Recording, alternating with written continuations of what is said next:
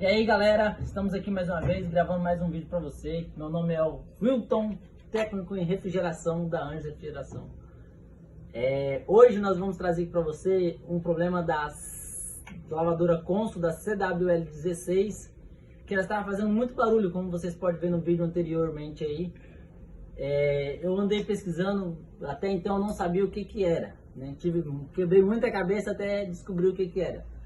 Muita gente falaram que poderia ser um suporte do cesto que poderia estar com problema, né? Que é essa peça aqui, né? Eu tirei, troquei, coloquei uma nova, mas aparentemente tinha resolvido. Mas logo em seguida ela apresentou problema novamente. Então eu trouxe para a loja, verifiquei tudinho e pude observar quando eu troquei, desmontei o mecanismo, que ela estava com uma pequena folga aqui, ó, nesse suporte. Como pode ver aí, ó.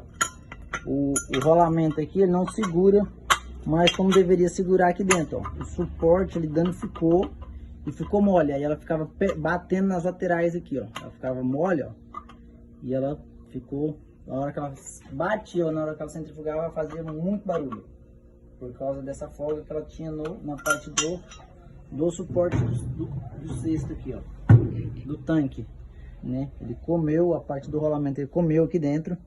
Ele acabou danificando o suporte do tanque. Então nós iremos fazer a substituição.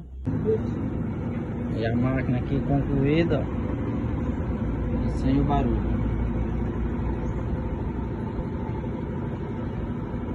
Muito obrigado, Deus abençoe.